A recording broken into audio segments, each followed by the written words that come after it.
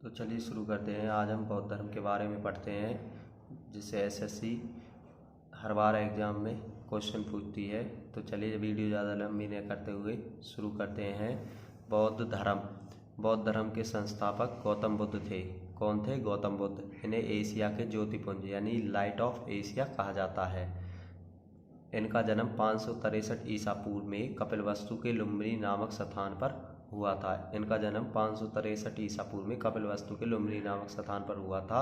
इनके पिता का नाम शुद्धोदन था, जो शाक्य गण के मुखिया थे या कुल के मुखिया थे। शाक्य कुल या गण के मुखिया थे। इनकी माता माया देवी की मृत्यु इनके जन्म के 7वें दिन हो गई थी। इनका पालन पोषण प्रजापति गौतमी ने किया था। मतलब कि इनकी माता थी, जो उनकी मृत्यु हो गई थी। इनके 7 दिन के थे जब गौतम बुद्ध, तो इनका पालन पोषण के लिए प्रजापति गौतमी ने किया था। इनका पालन पोषण प्रजापति गौतमी ने किया था। गौतम बुद्ध के बचपन का नाम सिद्धार्थ था। इनका विवाह 16 वर्ष की अवस्था में यशोधरा के साथ हुआ था। गौतम बुद्ध के बचपन का नाम सिद्धार्थ था। इनका विवाह 16 वर्ष की अवस्था में यशोधरा के साथ हुआ था। इनके पुत्र का नाम राहुल था। इनके पुत्र का नाम क्या था? राहुल।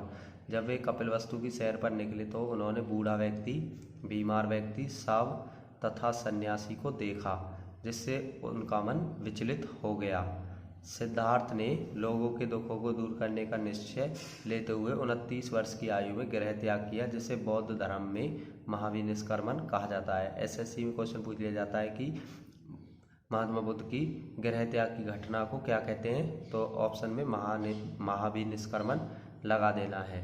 कितने वर्ष की अवस्था में इन्होंने गृह त्याग किया था? 29 वर्ष की अवस्था में। और इनका विवाह कितने वर्ष की आयु में हुआ था? 16 वर्ष की आयु में। किसके साथ? यशोधरा के साथ हुआ था।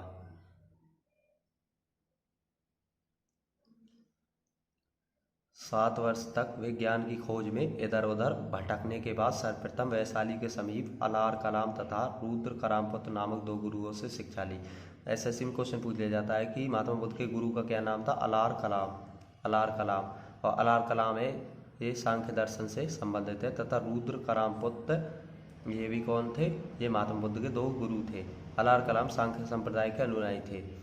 6 वर्ष की कठिन तपस्या के पश्चात उनको वैशाख पूर्णिमा की रात निरंजना, फल्गु या पुनपुन नदी, कोई सी भी ऑप्शन में दे सकता है, या तो निरंजना नाम दे देगा, फल्गु या पुनपुन नदी आपको देख लेना है और अच्छे से याद कर लेना है।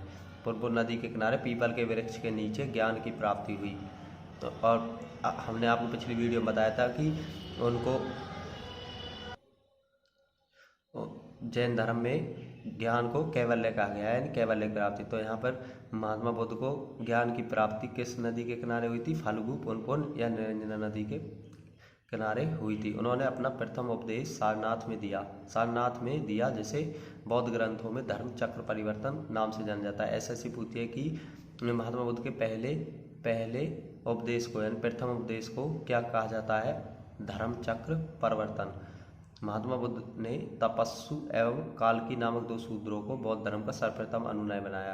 अब क्वेश्चन आ जाए कि महात्मा बुद्ध ने सर्वप्रथम किसे अपना अनुयायी बनाया? तो तपस्सु एवं कालकी 2 शूद्रों को अपना सर्वप्रथम अनुयायी बनाया।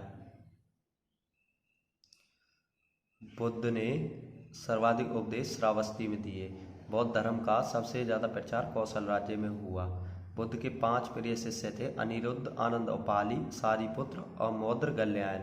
बुद्ध के 5 प्रिय शिष्य कौन थे? अनिरुद्ध, आनंद उपाली, सारिपुत्र तथा मौद्र गल्यायन थे। बुद्ध के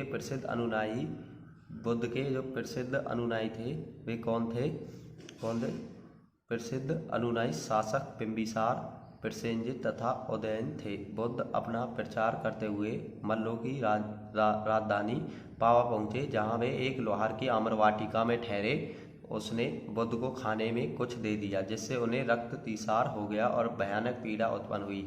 फिर वे कुशीनगर पहुँचे।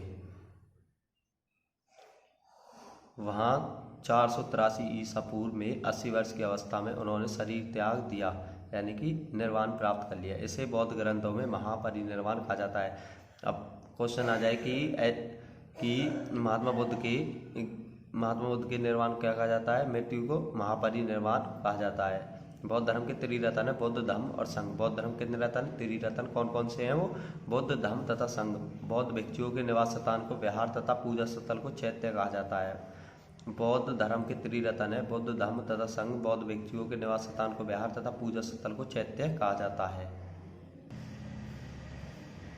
चतुर्थ, बौद्ध संगति के बाद बौद्ध धर्म दो भागों हीनयान तथा महायान में विभाजित हो गया था। महात्मा बुद्ध के ज्ञान प्राप्त करने को बौद्ध धर्म में संबोधि कहा जाता है। बौद्ध साहित्य के 3 पिटक, सूत पिटक, विनय पिटक तथा अभिधम्म पिटक हैं। अपने प्रिय शिष्य आनंद के आग्रह पर बुद्ध ने वैशाली संघ में स्त्रियों के प्रवेश को अनुमति दी। आजीविक संप्रदाय की स्थापना मक्खली पुत्र घोषाल ने की थी और जो बिंदुसार था वह आजीविक संप्रदाय का अनुयायी था। जो मौर्य वंश का शासक था बिंदुसार, वह आजीविक संप्रदाय का अनुयायी था। और जो आजीविक संप्रदाय बुद्ध के समकालीन था। बौद्ध धर्म की पवित्र दिशा दक्षिण थी। बौद्ध धर्म का प्रचार पाली भाषा में किया गया था। बौद्ध ग्रंथों में संस्कृत का प्रयोग अभिधम्म पिटक से प्रारंभ होता है। बौद्ध धर्म के अनुसार इच्छा सब कष्टों का कारण है। निर्वाण बौद्ध धर्म का परम लक्ष्य है, जिसका अर्थ है दीपक का बुझ जाना, अर्थात मरण चक्र से मुक्त हो जाना, जीवन मरण चक्र से मुक्त हो जाना। बुद्ध अनात्मवादी थे पर पुनर्जन्म में विश्वास करते थे। कालांतर में महायान संप्रदाय 2 भागों में बट गया था, शून्यवाद माध्यमिक और विज्ञानवाद योगाचार। शून्यवाद के प्रवर्तक नागार्जुन थे, विज्ञानवाद के प्रवर्तक मैत्रेयनाथ थे। महात्मा बुद्ध ने सर्वप्रथम उरुवेला में तपस्या की। कहाँ पे करी? उरुवेला में तपस्या की। सूत पिटक को प्रारंभिक बौद्ध धर्म का एनसाइक्लोपीडिया कहा जाता है। सूत पिटक को प्रारंभिक बौद्ध धर्म का एनसाइक्लोपीडिया कहा जाता है। बुद्ध के पूर्व जन्म की कथाएं, जातक कथाएं सूत पिटक में वर्णित हैं। सूत पिटक में वर्णित। तिब्बत में बौद्ध धर्म का प्रचार करने वाले बौद्ध भिक्षु पद्म संभव थे। नालंदा तथा विक्रमशिला विश्वविद्यालय बौद्ध शिक्षा के प्रधान केंद्र थे। बुद्ध ने मध्यम प्रतिपदा का उपदेश दिया। बुद्ध पावास कुशीनगर चले गए और यहीं पर सुभद्र को अपना अंतिम उपदेश दिया। अशोक, मिलांडर, कनिष्क, हर्षवर्धन ने बौद्ध धर्म के प्रसार में विशिष्ट योगदान दिया था। बौद्ध धर्म में होने वाली संगति, बौद्ध संगतियाँ वो इस प्रकार। प्रथम बौद्ध संगति जो 483 ईसा पूर्व, सथान राजगृह। अध्यक्ष कौन था इसका? महाकश्यप। और शासनकाल किसका था? अजातशत्रु का।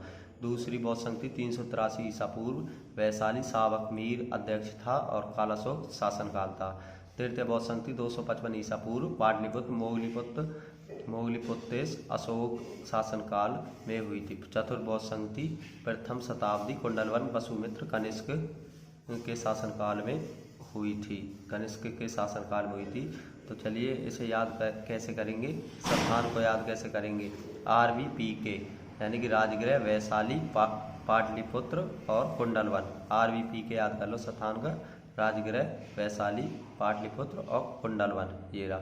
और अध्यक्ष कैसे याद करेंगे? MSMV यानी कि महाकश्यप, शावक मीर, M से मोगलीपुत्र, V से वसुमित्र, ठीक है। और शासनकाल कैसे याद करेंगे? AK Ajatashatru, Kalashoka, Ashok, Kanishka, AK। तो चलिए धन्यवाद वीडियो देखने के लिए। और आगे पूरे इतिहास को कवर करने के लिए चैनल पर बने रहे, चैनल को सब्सक्राइब कर लें। धन्यवाद।